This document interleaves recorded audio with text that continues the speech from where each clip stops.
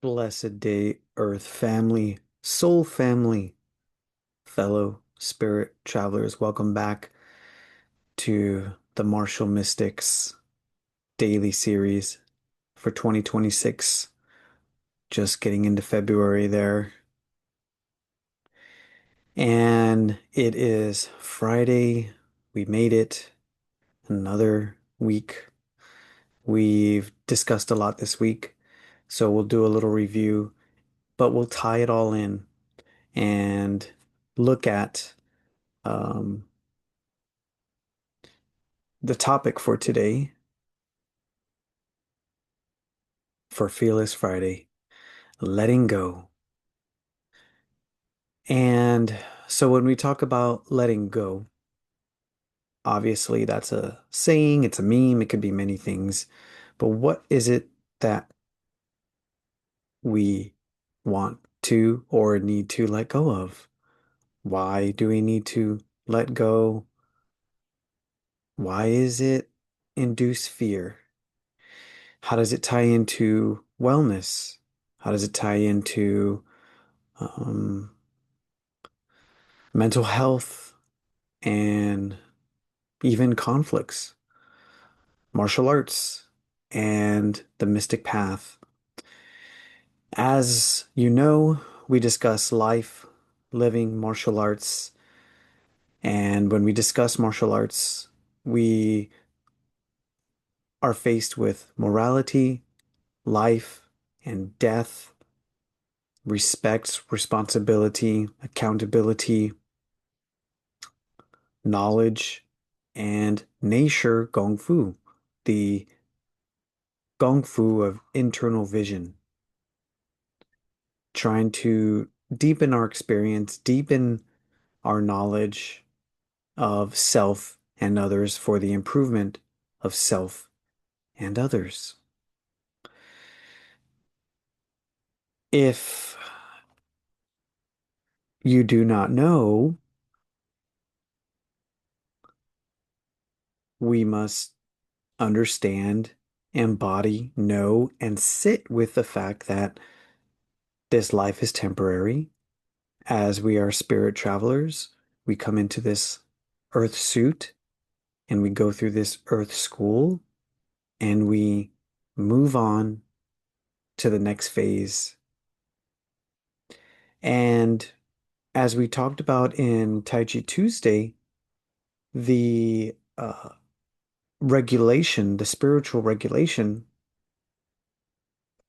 of Tai Chi Tuesday or Tai Chi Chuan is the reunification of mind, of spirit, of our spirit with the spirit of nature, the reunification of the spirit, one spirit, and the spirit of nature.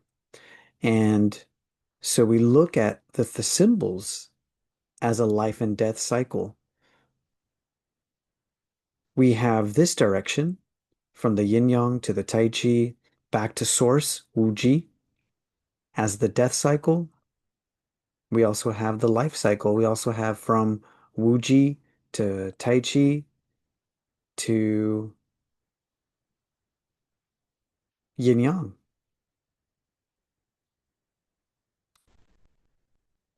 right here.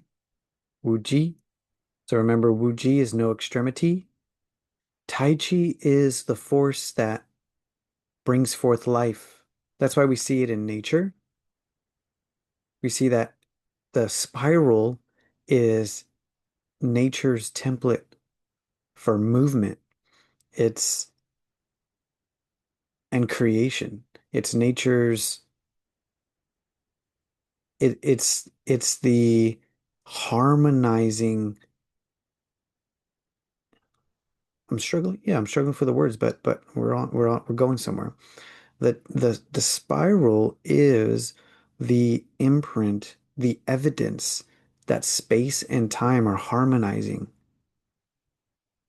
in real time. That's the spiral. And the spiral brings forth the yin yang because from source, eventually you have a split. We're getting the full story of yin yang here. From source,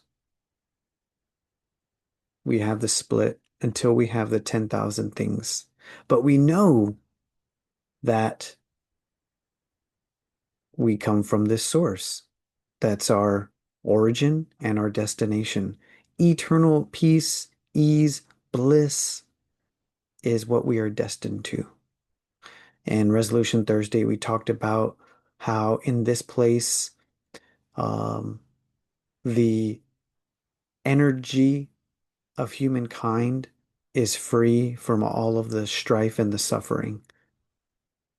And we remind ourselves when we talk about yin yang and the full story of yin yang that Wu Ji, that circle is imprinted onto the yin yang circle, right? This circle, you can't see it on this dark end, but on the light end, you see that circle. You see half of it. And so the Chinese know that and use this image to tell us there's a yang dimension that you can see, the material dimension, and the yin dimension that you cannot see. There's always splitting, but remember that's the life cycle, and then the death cycle is returning. And so we're connected to this energy, Wu Ji energy, Tai Chi energy, Yin Yang energy. We can invoke those energies, resonate with them, interface. If everything's made of energy, we are only just exchanging energy. And so when we talked about a light body, light mind on Tuesday, and we were looking at mental health on Monday and asking, what does it feel like to embody mental health? And Tai Chi gives us the opportunity when we regulate the body, when we do work, when we squat, engage our legs, engage our lungs, pump the lungs and pump the heart and pump the blood through the body, we consequently open the channels and the meridians so as to produce circulation and flow of energy. That energy provides a foundation for physical health. And we talked about in Mental Health Monday, the bottom-up approach in facilitating mental health by facilitating physical health. And that's the nourishment cycle, um, to which then we extrapolate when we talk on Thursdays about mental health and maintaining relationships. We know that there's relationship between physical and mental health in the individual. And then it's also that foundation gives us the um, system and opportunity to see that between two people, interrelations, we also can provide that template for harmony in the same way that we seek internal and self harmony. We can then extrapolate that to interpersonal harmony with our loved ones, our community, and the world at large. That's facilitated upon the ability to resolve conflicts and disputes. Three things that I took away from 2025 was unity consciousness, dispute resolution systems, and mental health, and how those are interrelated. That's bringing about this series and consequently our daily log. Where are we? So Now you want to engage with the external world, right? You are now tired of maybe avoidance and you want to seek assertiveness. You want to speak to the elephant in the room. You want to stand up for yourself. So, how do we do that in a way that strives for harmony, represents personal integrity without collapsing and without overshooting the mark and becoming aggressive, too aggressive? We're talking about martial arts, we talk about soft, hard approaches, and also interpersonal skills. There's a soft, hard approach in diplomatic relations and in war lexicon. You talk about soft power and hard power. In mediation, we learn about the conflict continuum. And this, because my teacher teaches for the workplace, he says this is a conflict continuum in the workplace, but it can apply in many places. So along the conflict continuum, you have on one side of the spectrum avoidance, and then on the other side of the spectrum, you have violence. As you know, we know spectrums can easily uh, oscillate from one end to the other, right? We see this in mental health moments, in mental health crises, from one moment to the next. We're okay, we're not okay, and um, yesterday in Resolution Thursday, we talked about how do we know when we're contributing to the peace on the planet. There are four signals that can signal to us, give us red flags, warnings when we're not contributing to peace on the planet. And they are fear, anger, guilt, and shame. So we have our internal conflict dispute resolution systems, right? Our self-nourishing self-care processes, like our meditation, our Tai Chi movement, our slow walking, our shaking, our breathing, what have you, our nature walks. And then now we extrapolate that to the external interpersonal relationships. For me, avoidance is big. When I'm needing space, I am more apt to avoid. And I find most times I'm wanting to collaborate. I do self-mediation sometimes, and then I apply mediation systems when I want to engage because I never want to find myself martial morality in a place where I'm exhibiting violence. Violence would be a state of dysregulation. Whenever someone is trying to get their needs met with violence, they unfortunately are dysregulated. They're having a mental health episode. And NVC gives us the opportunity to see those times when we have been overly assertive, possibly violent, and when we see others, how we can provide repair and understanding of those moments and learn from those moments. Amen to NVC. If you'd like to learn more about that, I would love to share more with you. We call that the empathy process. Could also be called the gratitude process.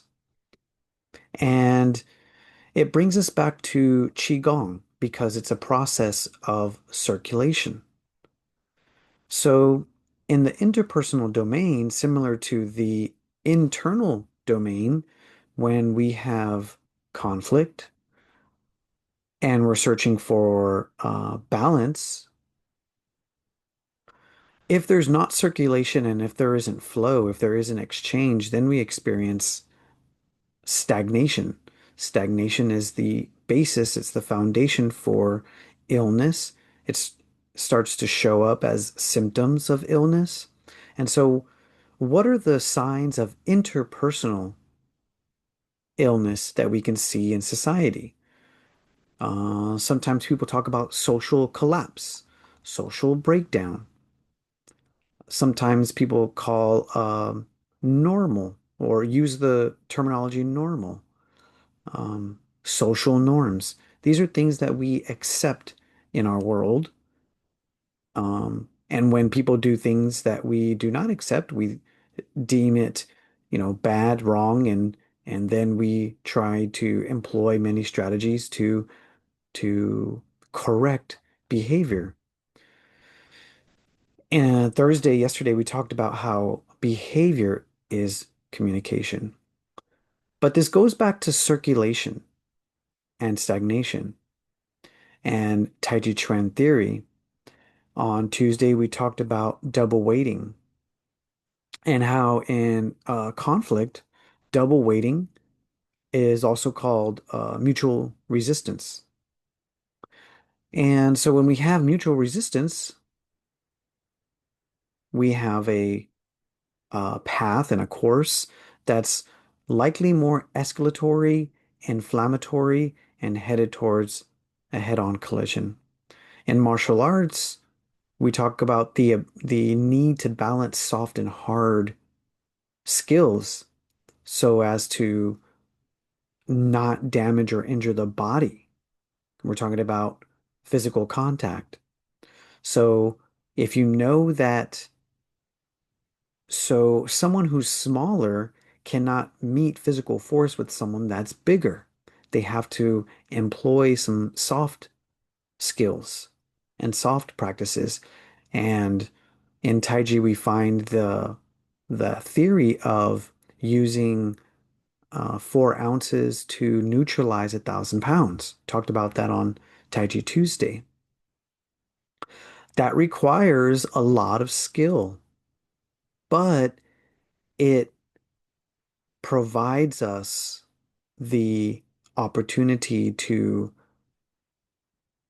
circulate and move about stagnation when we're experiencing conflict. And we talked about yesterday the experiential blindness on likely how it's difficult for us to see peace in the world and even peace in our lives, or even act and speak and think in ways that can bring forth peace, is because we haven't been given those skills. We haven't been exposed to it. It's not normalized. We talked about on any given evening in any given home, you find the family gathered around the TV and they are watching a program where the villain is killed or beat up by the hero. And when it comes to real life and when it comes to our own conflicts, we never see ourselves as the villain. We always see ourselves as the hero. So you always have heroes fighting heroes, respectively. And this is why we see constantly violence escalating until finally physical contact is the only learned behavior that we have. And we want to break free from this habit, right? If you're here, you want to address the elephant in the room. You've been betrayed. You've been taken advantage of. You've been insulted. So I lean on Marshall Rosenberg, and um, he gives us the skills to step in with courage and with skill and ability to handle these challenging situations in our lives. Already thought of situations such as somebody you want very much to communicate with, they say no. So Think of somebody at the moment who is behaving in a way that is not making life wonderful for you, and you'd like to get to the place that the song was about, where everybody's needs can get met and people are giving to one another from the heart, willingly, not out of coercion, you see. Let's see if we can show you a process to get there in this situation, to get everybody's needs met, and where people give willingly, not out of any coercion. So maybe you are living at home. Maybe you choose today to work on a child that you are living with at home who says horrible, horrible jackal things such as, no. Oh, you laugh. You try living with one for a while. Please brush your teeth. No.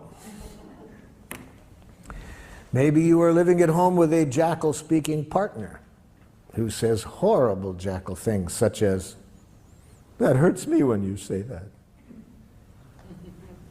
We'll see today that it's a violent act to say others make you feel as you do. See? To imply that others can make you feel hurt or angry. Maybe at work somebody's behaving in a way you don't like. They come late. They're not producing as well as you would like. Maybe your next door neighbor has been sexually molesting children. Whoever you want to pick, somebody who's behaving in a way you don't like. And you'd like to see how we would arrive at the objective of creating the quality of connection that will get everybody's needs met through natural giving. That's our objective. Okay? Now, open up your... So I want to extend this exercise to you and look to choose three examples from you, the audience. What is something that elephant in the room that you need to address, and what is the criticism or the grievance that you have against someone that's affecting your mental health, affecting your sleep, weighing on your heart or weighing on your mind, and you finally want to achieve flow, circulation, communication, and strive towards some sort of harmony or peace to it. This is uh, an opportunity to experience um, some really profound moments that I think are possible when you engage in this process, as laid out by Marshall Rosenberg, author of Nonviolent Communication, something I've adopted that helps me to connect with Wuji and provides me in relationships an opportunity to find that balance, achieve the harmony, and be slightly less stupid, right? Wondering where we're going and how are we going to get there. So that's the invitation and the extension to you. Imagine that there's someone that you want to talk to, want to address, and uh, and you finally want to move through a conflict with courage and step out of the fear and do some growing because you consider yourself a mature person, responsible, able to respond. You desire accountability for yourself and for others, and you choose to engage with the world. So we'll talk about this later when I get some examples. Um, The process requires that you talk to that person in a way that they can receive it. So there's the trick and there's the the challenge. How do you bring this up to a person so that they can receive it and you don't inflame the situation or escalate violence? So we're going to end here. I'll finish um, I'll finish here and we'll listen to Marshall Rosenberg for a couple minutes here and then finish with this song. Communication shows us to have the courage to not be scared of facing the power and the beauty that is in each of us. But this is what you will hear behind every message coming at you from another. If you connect to the divine energy in that person at that moment. So you're trying to connect with the divine energy in each person in the most challenging of times.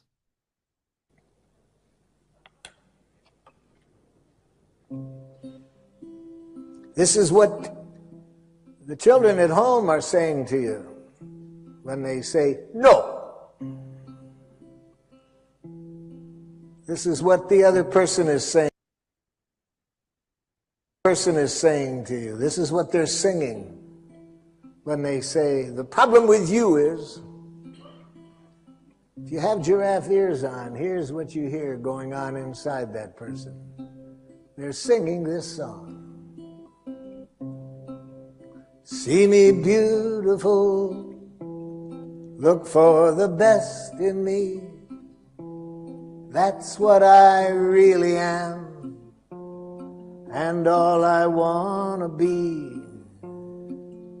It may take some time, it may be hard to find, but see me beautiful.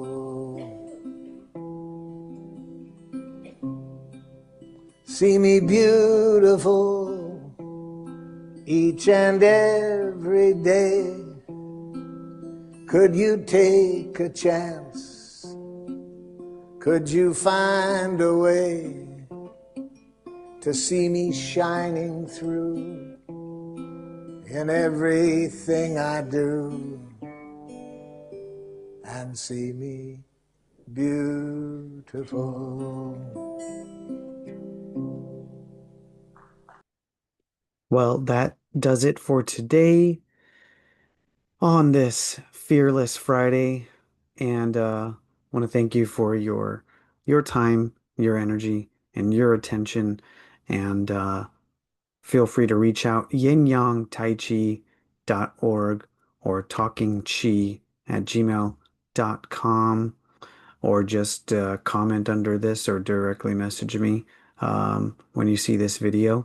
And if you need some help in bringing forth your um, energy of harmony and bringing it out and articulating it, we'd love to help you with that. This completes this week for the calendar series on Fearless Friday. We'll be back next week for another Monday on let's see, we're coming into the middle of February and we'll see what the world gives us, what the universe has in store, but we're moving through um, healthy, rooted, balanced in this year 2026. That's it for the martial mystic. And until next time, embrace the woo and may your chi flow smoothly.